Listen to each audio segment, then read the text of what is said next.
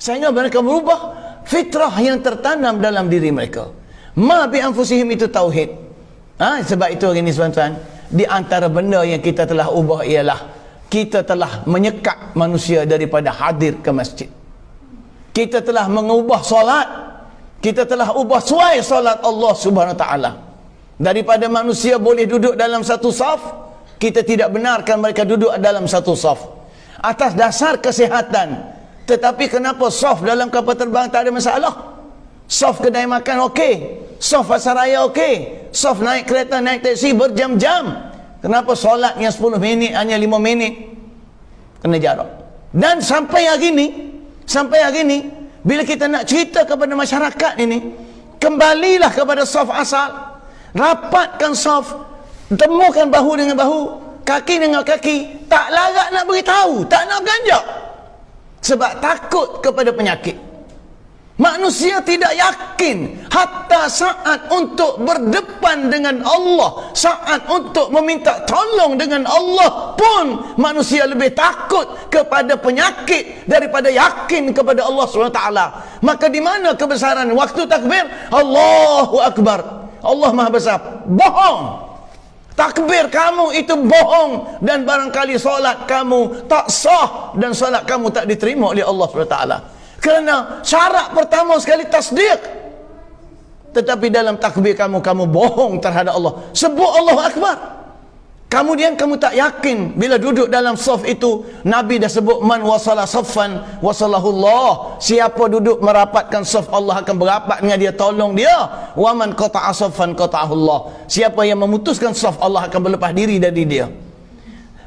So, hari ni batal solat, tertolak solat bukan kerana tak ada ismayang, bukan kerana tak cukup rukun, tapi kerana niat mula-mula lagi tak betul.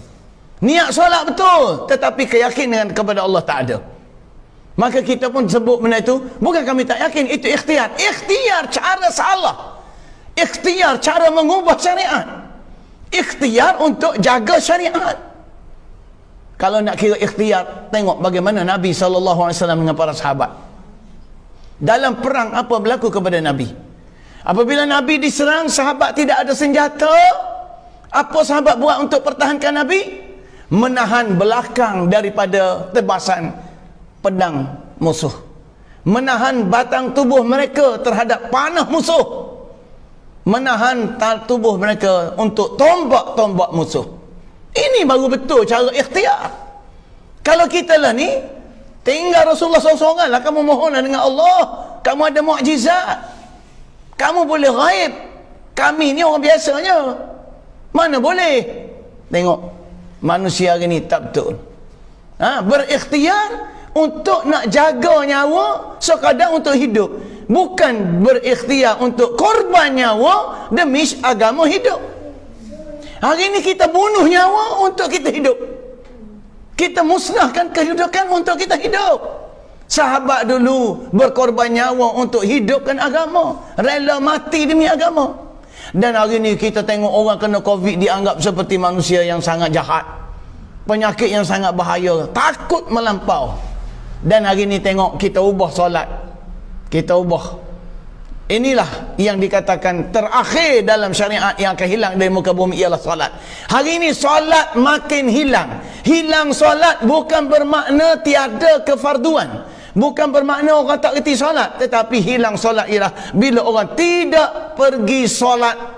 Solat jamaah hilang. Dalam solat jamaah, nilai-nilai jamaah saf hilang. Solat Jumaat makin orang tak pergi.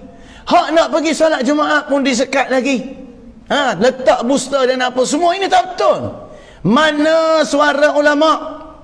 Atas dalil apa wahai ulama kamu nak jawab untuk benda ini? Saya tidak ulama. Saya tidak ulama. Saya hanya beritahu pandangan semata-mata.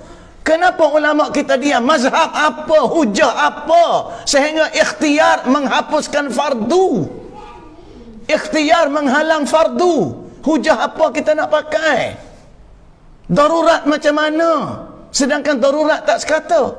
Maka inilah yang dimaksudkan hatta yughayyiru ma bi anfusihim. Maka Allah Ta'ala kata, bila kamu ubah apa yang fitrah yang ada pada diri kamu, maka Allah akan kenakan bala kepada kamu. Sebab itu selepas itu Allah menyebut, wa idza aradallahu biqaumin su'an, apabila Allah nak kepada sesuatu kaum itu bala, kejahatan. Sebab itu Allah sebut, maknanya bila kita ubah fitrah akan berlakulah su', iaitu kejahatan, bala ke atas muka bumi. Wa idza aradallahu biqaumin su'an fala maraddalah, maka di waktu itu tidak ada lagi mala maraddalahu, tidak ada lagi penyelesaian. Manusia tidak akan terlepas dari bala tersebut. Tengok, sebelum ni gegar di negara luar tak sampai negara kita, tapi sekarang gegar dihantar dengan ribut. Alat pencuci bangunan hentam bangunan, kaca di menara-menara bangunan jatuh ke bumi.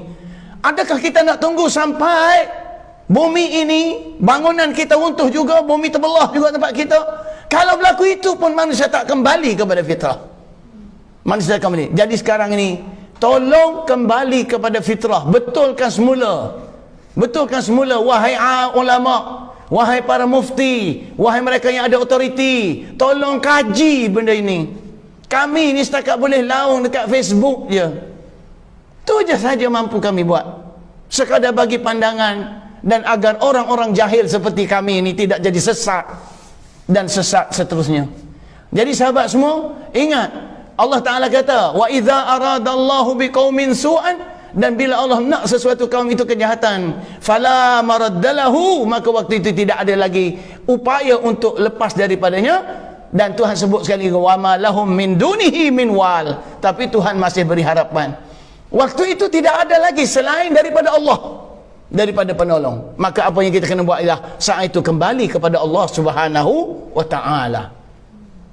Sekadar itu dulu untuk pagi ini, untuk renungan bersama, dan insya-Allah dalam siri berikutnya kita akan bincang apa itu fitrah dan bagaimana fitrah itu boleh rosak sehingga menyebabkan datangnya bala. Bismillahirrahmanirrahim. Alhamdulillahirabbil alamin, wassalatu wassalamu ala rasulina al-karim wa ala alihi wa sahbihi ajma'in. Subhanaka la ilma lana illa ma 'allamtana innaka antal alimul hakim. La haula wa la quwwata illa billahil aliyyil azim. اللهم انفعنا بما علمتنا وذكرنا منه ما نسينا وعلمنا منه ما جهلنا. اللهم تم لنا تقصيرنا في أداء واجباتنا وقضاء أعمالنا. ربنا آتنا في الدنيا حسنة وفي الآخرة حسنة وقنا عذاب النار. وصلى الله على سيدنا محمد وعلى آله وصحبه وسلم والحمد لله رب العالمين.